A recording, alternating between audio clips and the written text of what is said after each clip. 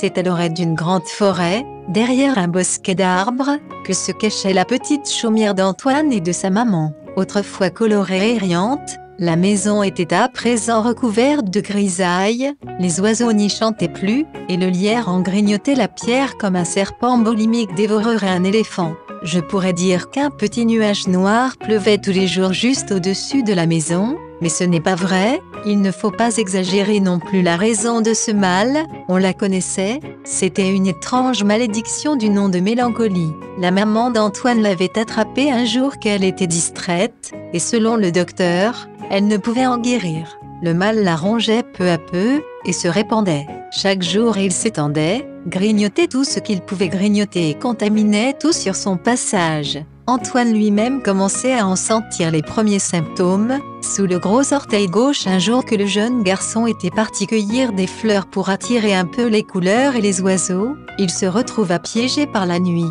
Pas moyen de retrouver son chemin dans l'obscurité. Les arbres s'amusaient à dessiner des ombres gigantesques sur le sol, tandis que les hiboux semblaient se moquer d'Antoine. Effrayé, désorienté, il chercha longtemps son chemin et voilà qu'au moment précis où il allait se mettre courageusement à pleurer, il crut distinguer au sol, sous un épais tapis de feuilles, une lumière éblouissante comme un diamant et chaude comme un cœur. Il la ramassa avec précaution, c'était une pierre qui faisait comme un trésor dans sa main, qui le réchauffait, l'émerveillait. Antoine n'avait plus peur de rien. Il tint la pierre au bout de ses doigts et, grâce à sa lumière, put rentrer chez lui. Il trouva sa mère endormie devant la cheminée. Alors, il déposa doucement la pierre à son chevet et alla se coucher, tout heureux d'imaginer la surprise qu'elle aurait à son réveil lorsqu'il s'éveilla le lendemain. Antoine crut qu'il rêvait encore.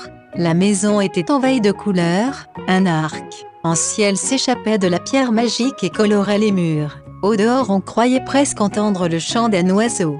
La maman d'Antoine souriait, comme si la mélancolie avait déménagé pour de bon, en emportant tout son barda. Mais pendant ce temps-là, loin dans la forêt, on pouvait entendant bien l'oreille, des cris, des gémissements, des lamentations. D'où pouvaient-ils bien provenir, alors qu'il n'y avait personne alentour? On avait beau chercher de tous les côtés, rien, pas âme qui vive, à moins que ces sanglots ne viennent de là, en bas, tout en bas, au sol, parmi les feuilles et les mousses, dans le minuscule royaume des fées, au cœur d'une jolie petite fleur à corolle dont j'ignore complètement le nom, une magnifique reine scintillante s'avança et déclara, avec des sanglots dans la voix, la pierre de vie a été volée. C'est dramatique, nous ne pouvons vivre sans elle. Si elle n'est pas retrouvée très vite, nous allons perdre nos pouvoirs, puis nos couleurs, puis notre vie. Nous nous dessécherons comme des feuilles d'automne et sans sera fini de nous. Une petite fée vêtue de rouge s'avança. C'était la fée Ruby. On crut qu'elle allait proposer une solution, mais non, nous ne la retrouverons pas. C'est impossible. Comment fouiller toute l'immensité du monde, pour nous qui sommes si petites? Sans nos pouvoirs nous ne sommes plus rien. Mieux vaut nous résigner et profiter des quelques jours de vie qui nous restent. La fée Ruby était une pleurnicheuse, on le savait bien. S'avança alors la fée Saphir, belle comme un ange et bécasse comme une bécasse. Si j'avais une idée, je la dirais volontiers, mais je n'en ai pas pu. La fainéante, il faudrait aller récupérer la pierre, mais cela risque d'être fatigant. Enfin une petite voix se fit entendre à travers la foule. Si personne ne veut aller la chercher, j'irai. Moi, point d'exclamation. C'était la petite fée Émeraude, la plus jeune mais la plus téméraire de toutes, ce qui n'est pas étonnant puisque dans les contes ce sont toujours les plus jeunes qui sont les plus courageux. Dans la vraie vie, c'est une autre histoire. Es-tu bien sûr de vouloir partir? Interrogea la reine, bien soulagée que quelqu'un le fasse à sa place. Oui, je pars, et je reviendrai, avec la pierre.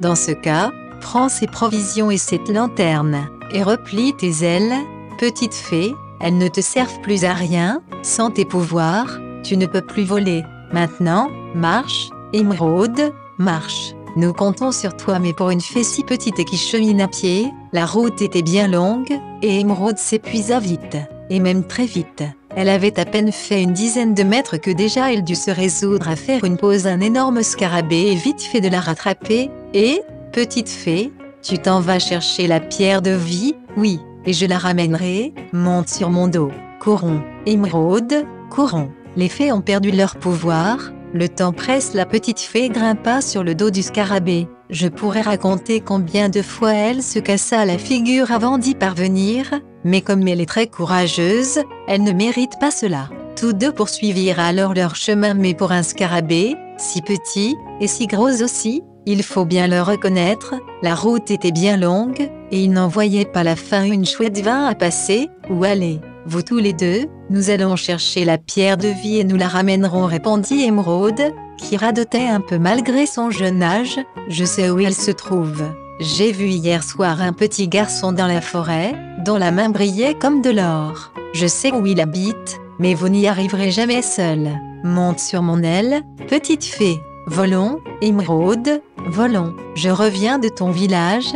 Déjà tes amis ont perdu leur couleur. Le temps presse bientôt. La chouette arriva devant la chaumière d'Antoine et déposa Émeraude sur le rebord de la fenêtre. À l'intérieur, la pierre illuminait et scintillait. Et tout de suite la fée se sentit mieux. Elle se glissa sans bruit à l'intérieur, mais, comme elle était un peu maladroite, elle tomba sur le sol. Antoine, qui avait entendu comme un léger bruit, l'aperçut alors qu'elle se relevait et se précipita pour la ramasser au creux de ses mains. « Qui es-tu? Est-ce que tu es une fée? » « Oui, et je suis venue chercher la pierre de vie. Sans elle, nous allons mourir. J'ai promis de la rapporter et je la rapporterai. » Antoine regarda la pierre, puis sa maman qu'il aimait tant, et qu'il ne voulait plus voir pleurer. « Jamais, s'écria-t-il. Cette pierre est à moi, je l'ai trouvée. » Point d'exclamation. Dès un geste vif, il emprisonna Émeraude entre ses deux mains avant de l'enfermer dans une petite boîte d'allumettes. Comme il n'était pas un monstre, il fit quelques petits trous dans le couvercle, pour qu'elle puisse respirer. Mais quand il ouvrit la boîte le lendemain pour apporter à Émeraude un peu d'herbe à manger, il la trouva allongée, sans connaissance, toute grise et desséchée. « Qu'as-tu là ?» interrogea sa mère,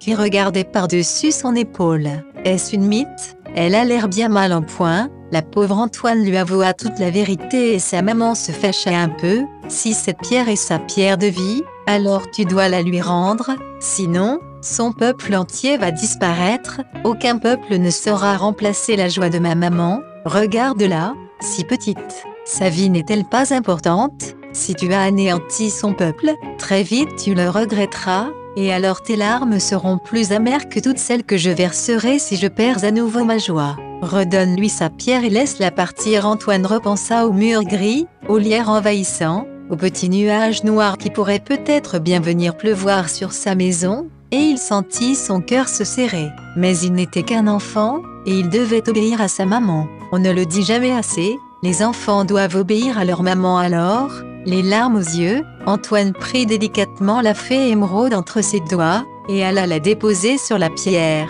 Aussitôt, son petit corps se mit à étinceler de mille feux et ses ailes se remirent à battre. Émeraude attrapa entre ses deux bras cette grosse pierre beaucoup trop lourde pour elle, et elle disparut par la fenêtre, dans un halo de lumière, comme une magicienne, comme une fée, mais sans dire merci. « Et ça, c'est pas très gentil dehors ?»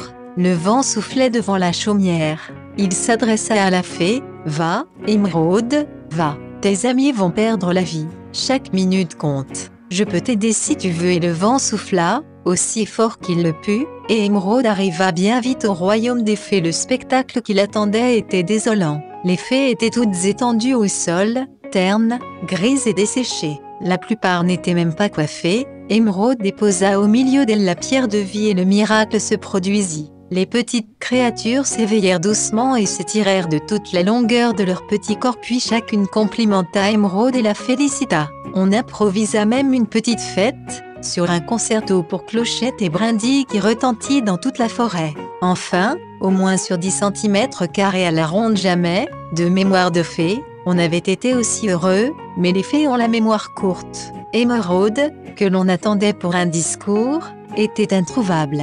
La reine, partie à sa recherche, finit par entendre au détour d'un chemin, de terribles sanglots de désespoir. Comme elle s'approchait pour voir qui pouvait être si triste un jour de joie, elle découvrit la petite fée Émeraude, le visage caché dans ses genoux et qui pleurait à s'en fendre l'âme. Qu'as-tu donc, Émeraude? Tu as sauvé notre royaume et nos vies, et voilà que je te trouve toute trempée des larmes que tu as versées. Si tu continues, ta robe va rétrécir et tu seras ridicule. Dis-moi ce qui ne va pas. Émeraude essuya ses larmes et raconta la pierre de vie. C'est un petit garçon qui l'avait emportée. Il l'utilisait pour soigner sa pauvre maman qui doit maintenant dépérir dans sa petite chaumière. Je comprends mieux d'où vient ce chagrin. Mais tu n'ignores pas, je suppose, que lorsqu'une fée accomplit un acte vraiment héroïque, elle reçoit en échange une récompense digne de ce nom. La petite fée ne comprit pas tout de suite. Oui, insista la reine. Tu peux demander à ce qu'un de tes vœux soit exaucé, quelque chose qui te ferait vraiment plaisir et assécherait tes pleurs. Émeraude ne voyait toujours pas. Qu'est-ce qui pourrait te consoler et te rendre le sourire? Voyons, tu peux obtenir le don de guérison, et celui de rendre toutes choses belles et colorées, ou encore, je peux demander n'importe quoi. Oui alors, heureuse et pleine d'espoir, Émeraude formula son vœu. Je veux une glace au chocolat. La reine leva sa baguette et un tourbillon de poudre d'étoiles enveloppa la petite fée, qui devint encore plus vive et plus éblouissante. Dans sa main, une superbe glace italienne. Te voilà exaucée. Comme Émeraude n'était pas une ingrate, elle eut une petite pensée pour Antoine et fabriqua un parapluie, qu'elle lui offrit pour protéger sa petite chaumière. Comme il ne pleuvait pas, elle utilisa ses pouvoirs pour faire venir au-dessus de la maison un gros nuage noir, pour que son cadeau ne soit pas inutile et qu'il fasse plaisir à Antoine et à sa maman. C'est que les fées sont gentilles par nature et aiment rendre service. Ce qui était vraiment dommage, c'est que le parapluie était beaucoup trop petit. Heureusement, la reine, qui était la bonté même, insista elle aussi pour faire un cadeau à Antoine, pour le remercier d'avoir rendu la pierre. Elle lui offrit la chance éternelle. Aussitôt, sa maman guérit, sa maison devint plus jolie, et le petit nuage pluvieux devint rose. Antoine vécut longtemps, heureux, et eut beaucoup d'enfants. Émeraude vécut tout aussi longtemps et mangea beaucoup de glaces, mais pas toutes au chocolat.